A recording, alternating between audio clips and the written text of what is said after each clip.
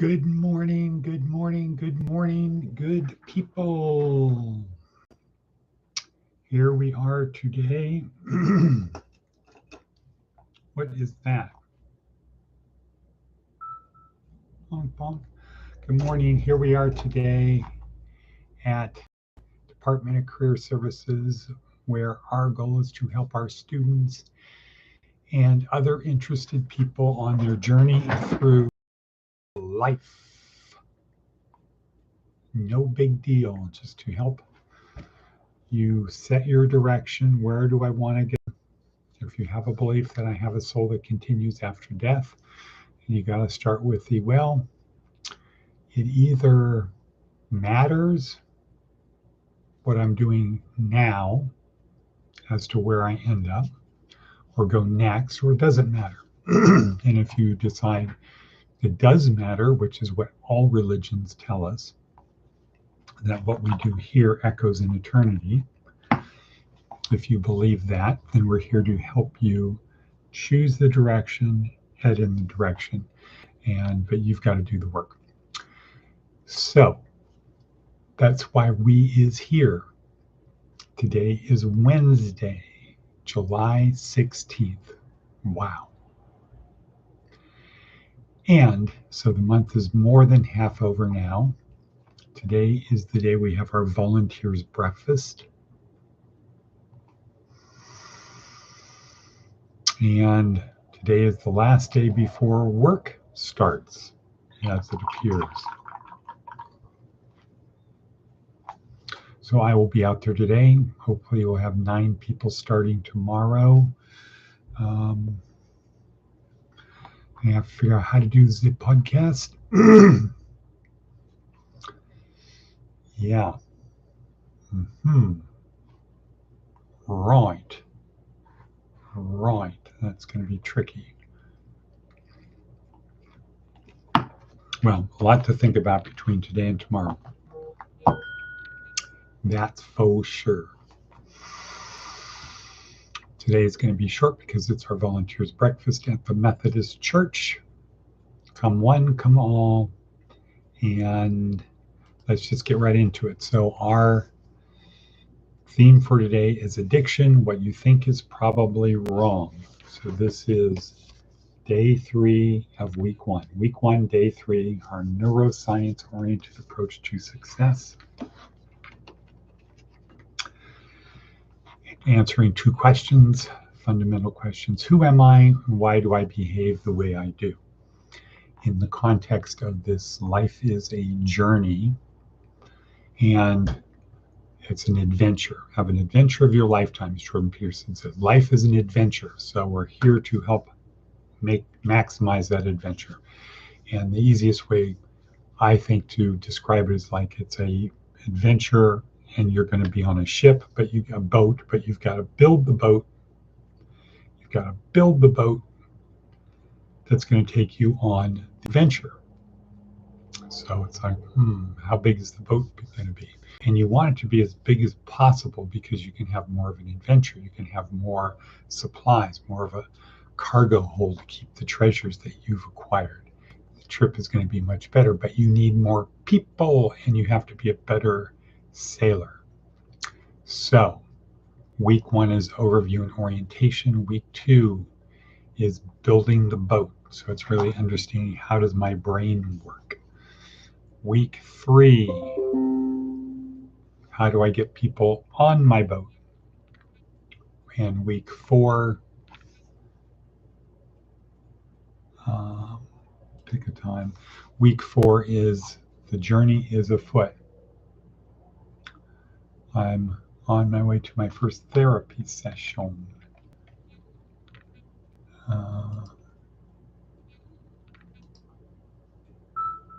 Okay, good.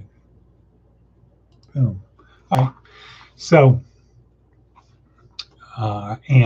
this week so far, we've learned about the brain, how the brain can be damaged, Dr. Amen. We've learned about IQ, how important knowing what your IQ is, or how important IQ is. Good morning, what not a bevy.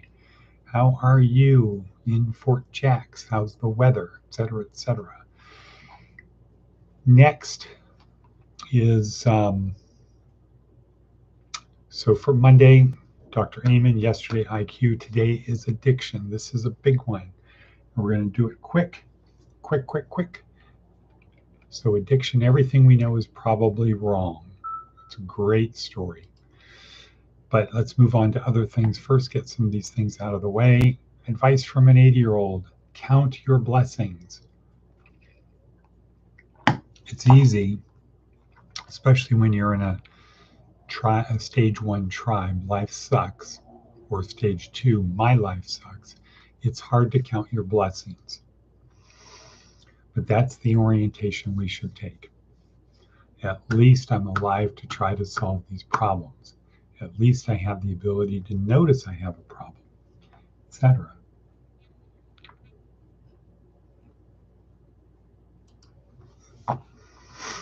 So, yeah, count your blessings. Don't focus, as my father would say, you're focusing on the whole. You need to focus on the donut. Don't focus on the whole, focus on the donut. Focus on the donut, not the whole. Right, focus on the good, not the not good. Okay, that's the advice from an 80-year-old. Seth Godin. Looks like another complicated one. Overappreciated. It's all too easy to be familiar with being underappreciated. Customers, clients, vendors, colleagues, we'd like them to notice and acknowledge our efforts on their behalf.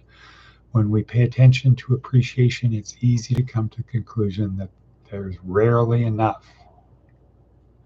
Contrast this with the rare experience of being overappreciated, getting more credit, support, and benefit of the doubt than you deserve. The scarcity of this feeling highlights just how much we crave appreciation. When rock stars and celebrities get hooked on overappreciation, it warps their expectations and becomes toxic. Getting credit where little is due, or reciprocation when there's reciprocation that isn't deserved. This is the path to becoming a diva, and it afflicts more than just a few famous people. It's easy to get spoiled. If you end up hating your customers, begrudging your partners, or insisting on more attention from customers, you may be getting dependent on appreciation. How much do we deserve? How do we get more? You can see how the cycle gets us hooked. Okay, this goes on and on and on. The same goes for the vendors or partners or customers who aren't showing up for us the way we feel we've earned. We can take umbrage and focus on the imbalance, or we can choose to make different work, better work, or work for a different group, one that might need what we have to offer. After all, there's not a lot of use for surplus umbrage. When we shift from a focus on what we are owed to one based on what we can contribute, we're free to get back to work. Okay, I like that. Focus on what you can contribute, not what you're owed. Right. Okay, thank you, Seth Godin. So let's see, how we doing for time, such a runic rhyme.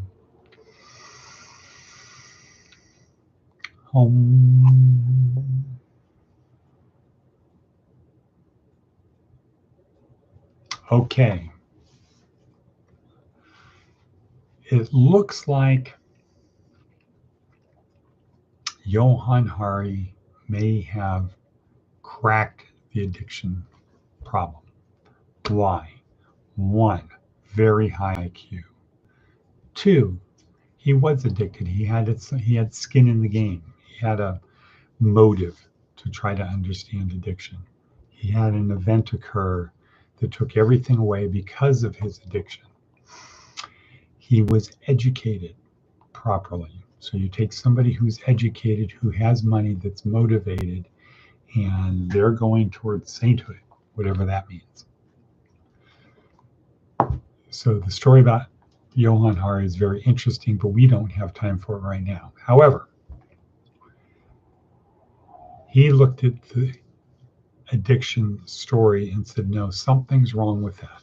And that story is the story of there are chemical hooks in the drugs that once we've had it some number of times, we become addicted. We are helpless to overcome it.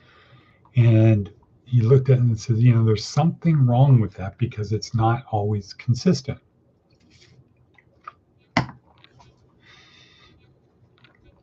It's not about addiction. It's not about chemical hooks. And he said, well, where did this whole chemical hooks idea come from in the first place? And it came from experiments that were done with rats, where they put them in a cage, they put a bottle of water and a bottle of water laced with cocaine or heroin or something. And they just sat back and they watched what the rat would do. And always the rat would start using the drug water, and they would often use it to the point of death. So the idea being that rats are rational creatures, and no rational creature is going to do something to kill itself intentionally. Therefore, there's something in the chemicals that are taking over, hijacking the brain, that we can't stop. And that has been the prevailing theory. But there's some problems with it, in that not all people who are exposed to massive amounts of drugs become addicted. So one example was people coming back from Vietnam that had been taking loads of heroin, 90% just stopped. And under the chemical hooks theory, that should not have happened. Also, Granny breaks her hip, goes to the hospital. They're going to give her pure heroin, whatever it's called. And probably when she comes out, she's not going to be a junkie. So it turns out, because time is racing, the prevailing idea that Johann Hari came up with, it's not addiction, is the opposite of addiction is not sobriety. It is what? What, not a bevy. What's the opposite of addiction?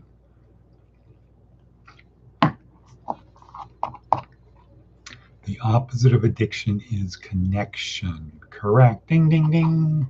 What do we have for Johnny? The opposite of addiction is connection.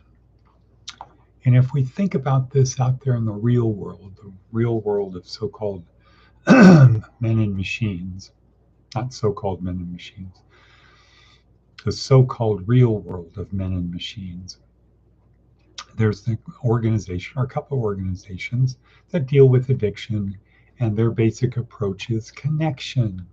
If you feel like using, call your sponsor, go to a meeting, get around other people. Don't isolate.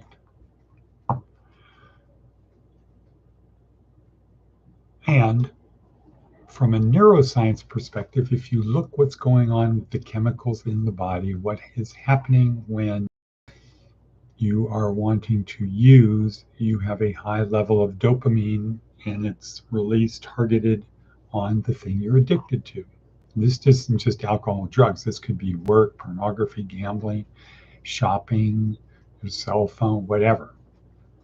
A high amount of, so addiction, high amount of dopamine racing through your system. It is pushing you to get that. And trying to not do it is like holding a spring down. I'm not going to use, I'm not going to use, I'm not going to use. And the problem is when you lose your focus, boing, the spring pops up, and before you know it, there's a meth pipe in your hand. So that doesn't work. What we need to do is turn off the flow of dopamine and turn on the flow of something else. And that something else is what? Oxytocin. And when you go to a meeting, an AA meeting, or you call your sponsor, or you call a friend, what happens? You feel good. Because why? You're releasing oxytocin. Right. Right you are. You're releasing oxytocin into your system. And that shuts off the dopamine, which gets you to not want to drink. So the opposite of addiction is connection. AA, those things, Celebrate Recovery, they're all based upon connection. Why did Johann Hari, why is he the guy that looks like he's cracked it? Well, because when you become an expert in the thing, you know you're 10 miles deep and 5 feet wide. He had the luxury or the advantage of being highly educated from Cambridge, used to doing research, studying, working hard to figure things out, trained how to do that, high IQ, ability to do that, money, he had the means to do it. And so he was able to go this way across and talk to all of the experts and go this way and say, this guy almost has it here, this guy, this. What do they have in common? What are they missing? And what they're missing was the idea of connection. So, some people release more dopamine than other people. And if you isolate, in other words, no connection, if you isolate and you're releasing dopamine, it's going to be targeted on something. It's going to seek something out. And if it's not other people, relationships with people, it will be something. Work, school, drugs, alcohol, gambling, pornography, binge watching TV, eating ice cream. It'll be something, because that's how we are designed. Dopamine is just a fantastic